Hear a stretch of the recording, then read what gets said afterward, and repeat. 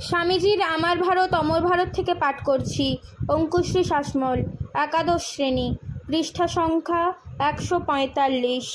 চতুর্দিকে অন্ধকার যতই ঘনিয়ে আসে, উদ্দেশ্য ততই নিকটবর্তী হয়, ততই জীবনের প্রকৃত অর্থ, জীবন যে স্বপ্ন, তা পরিস্ফুট হয়ে ওঠে। কেন যে মানুষ এটা বুঝতে পারে না তাও বোঝা যায়। তারা যে কেবলই চেষ্টা করে এসেছে যা অর্থহীন তার মধ্যে থেকে অর্থ খুঁজে নিতে। সবই ক্ষণিক, সবই পরিবর্তনশীল, এইটুকু নিশ্চয়ই জেনে জ্ঞানী ব্যক্তি সুখ দুঃখ ত্যাগ করে জগৎ বৈচিত্র্যের সাক্ষীমাত্র রূপে অবস্থান করেন, কোনো কিছুতে আসক্ত হন না। জয় স্বামীজি। স্বামীজির আমার ভারত অমর ভারত থেকে পাঠ করছি। রনি মান্না, দ্বাদশ শ্রেণী, পৃষ্ঠা সংখ্যা 8। হে আমার সন্তানগণ, আমার সমগ্র পরিকল্পনাটি আমি তোমাদের কাছে ব্যক্ত করতে এসেছি।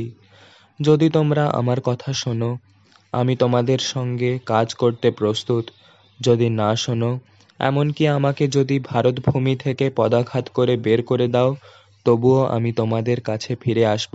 ফিরে এসে বলবো, আমরা সকলে ডুবতে বসেছি, সেই জন্যই আমি তোমাদের মধ্যে এসেছি। আর যদি আমাদের ডুবতেই হয়, আমরা সকলে একসঙ্গেই যেন ডুবি, কিন্তু কারো প্রতি কোনো কটূক্তি, কোনো অভিশাপ যেন আমাদের মুখ থেকে বর্ষিত না হয়। জয় স্বামীজি। স্বামীজির আমার ভারত অমর ভারত থেকে পাঠ করছি। বর্ষা সাউ, নবম শ্রেণী, পৃষ্ঠা সংখ্যা 27। জনসাধারণকে যদি আত্মনির্ভরশীল হতে শেখানো না যায়, তবে জগতের সমগ্র ঐশ্বর্য ভারতের একটা ক্ষুদ্র গ্রামের পক্ষেও পর্যাপ্ত হবে না। আমাদের কাজ হওয়া উচিত প্রধানত শিক্ষাদান, চরিত্র এবং বুদ্ধিবৃত্তির উৎকর্ষ সাধনের জন্য শিক্ষা বিস্তার। জয় স্বামীজি। স্বামীজির আমার ভারত অমর ভারত থেকে পাঠ করছি। সুহৃদ সামন্ত, একাদশ শ্রেণী, পৃষ্ঠা সংখ্যা 73। বেদান্ত বলে, দুর্বলতাই সংসারের সমস্ত দুঃখের কারণ, দুর্বলতাই দুঃখ ভোগের একমাত্র উপায়। আমরা দুর্বল বলেই এত দুঃখ ভোগ করি। আমরা দুর্বল বলেই চুরি, ডাকাতি, মিথ্যে জুয়াচুরি বা অন্যান্য পাপ করে থাকি। দুর্বল বলেই আমরা মৃত্যু মুখে পড়ি। যেখানে আমাদের দুর্বল করবার কিছুই নেই, সেখানে মৃত্যু বা কোনো রকম দুঃখ থাকতে পারে না। আমরা দুঃখ বোধ করছি একটি মহাভ্রান্তির জন্য, সেই ভ্রান্তিটি ত্যাগ করো, সব দুঃখ চলে যাবে। জয় স্বামীজি। স্বামীজির আমার ভারত অমর ভারত থেকে পাঠ করছি। রিমি মল্লিক, ষষ্ঠ শ্রেণী, পৃষ্ঠা সংখ্যা 37। সংঘবদ্ধ হয়ে কাজ করবার ভাবটা আমাদের চরিত্রে একেবারেই নেই। এটা যাতে আসে তার চেষ্টা করতে হবে। এটা করবার রহস্য হচ্ছে ঈর্ষার অভাব। সবসময় তোমার ভাইয়ের মতে মত দিতে প্রস্তুত থাকতে হবে। সবসময়ই যাতে মিলেমিশে শান্তভাবে কাজ হয় তার চেষ্টা করতে হবে। এই হলো সংঘবদ্ধ হয়ে কাজ করবার গুপ্ত রহস্য। জয় স্বামীজি। স্বামীজির আমার ভারত অমর ভারত থেকে পাঠ করছি। পৃষ্ঠা সংখ্যা 1। শুভ্রজিৎ মাঝি, সপ্তম শ্রেণী। রাজনৈতিক বা সামরিক শ্রেষ্ঠতা কোনো কালে আমাদের জাতীয় জীবনের উদ্দেশ্য নয়, কখনো ছিল না, আর কখনো তা হবেও না। কিন্তু আমরা জানি ভারতবাসী কখনো ধনসম্পদের চেষ্টা করেনি। পৃথিবীর যে কোনো জাতির চেয়ে বিপুলতর অর্থ সম্পদের অধিকারী হয়েও ভারতবাসী কখনো দিন অর্থের জন্য লালায়িত হয়নি। যুগ যুগ ধরে ভারতবর্ষে এক শক্তিমান জাতি ছিল, কিন্তু তার কখনো ক্ষমতার লোভ ছিল না। অন্য জাতিকে জয় করবার জন্য ভারতবাসী কখনো বাইরে যায়নি। নিজেদের সীমার মধ্যেই তারা সন্তুষ্ট ছিল, বাইরের সাথে বিবাদ করেনি। জয় স্বামীজি। স্বামীজির আমার ভারত অমর ভারত থেকে পাঠ করছি। আস্থা চৌধুরী, ষষ্ঠ শ্রেণী, পৃষ্ঠা সংখ্যা 117।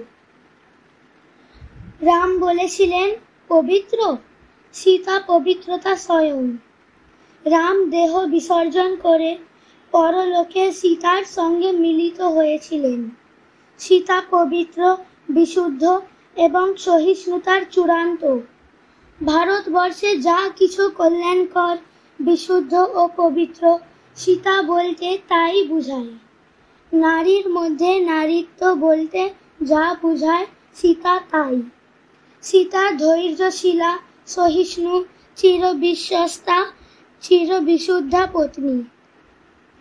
তার সমস্ত দুঃখের মধ্যে রামের বিরুদ্ধে তিনি একটাও কর্কশ বাক্য উচ্চারণ করেননি। সীতা কখনো আঘাতের পরিবর্তে আঘাত করেননি। সীতা ভব, সীতা হও। জয় স্বামীজি।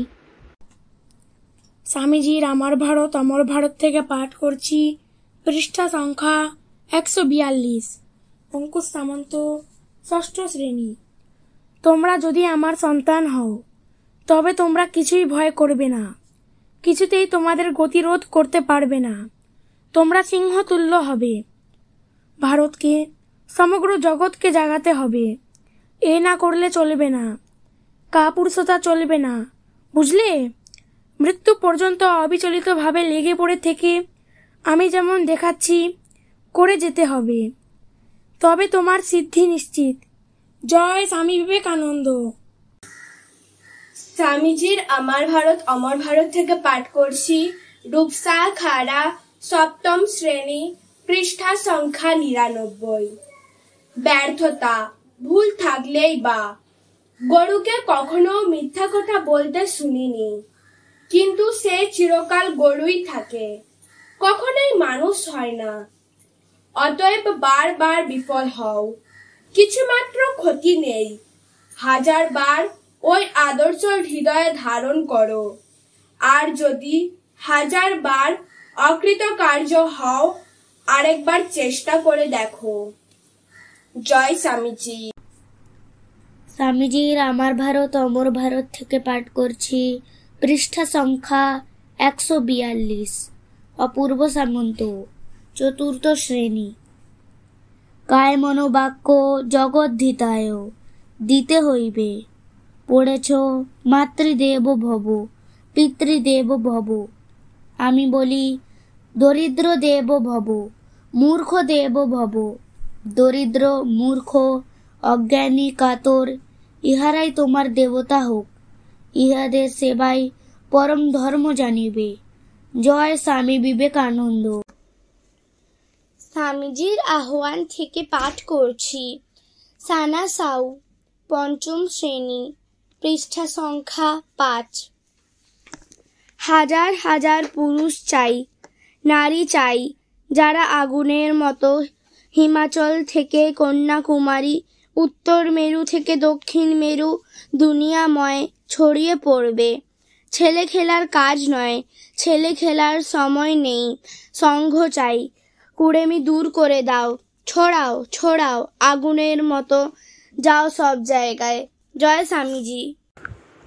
স্বামীজির আমার ভারত অমর ভারত থেকে পাঠ করছি নিষ্ঠা চৌধুরী, পঞ্চম শ্রেণী, পৃষ্ঠা সংখ্যা 99। কখনো ভেবো না আত্মার পক্ষে কিছু অসম্ভব, এমন বলা ভয়ানক নাস্তিকতা। যদি পাপ বলে কিছু থাকে তবে আমি দুর্বল বা ওরা দুর্বল এমন বলাই একমাত্র পাপ। জয় স্বামীজি। স্বামীজির পত্রাবলী থেকে পাঠ করছি পৃষ্ঠা সংখ্যা 18। স্মৃতি মাইতি, 5ই জানুয়ারি 1890। এলাহাবাদ থেকে শ্রী যজ্ঞেশ্বর ভট্টাচার্যকে লেখা পত্রের অংশবিশেষ। একটি কথা তোমাকে বলি, উহা সর্বদা স্মরণ রাখিবে। আমার সহিত তোমাদের আর দেখা না হইতে পারে। নীতিপরায়ণ ও সাহসী হও, হৃদয় যেন সম্পূর্ণ শুদ্ধ থাকে। সম্পূর্ণ নীতিপরায়ণ ও সাহসী হও, প্রাণের ভয় পর্যন্ত রাখিও না। ধর্মের মতামত লইয়া মাথা বকাইও না। কাপুরুষেরাই পাপ করিয়া থাকে, বীর কখনো পাপ করে না। মনে পর্যন্ত পাপ চিন্তা আসিতে দেয় না। সকলকেই ভালোবাসিবার চেষ্টা করিবে। জয় স্বামীজি।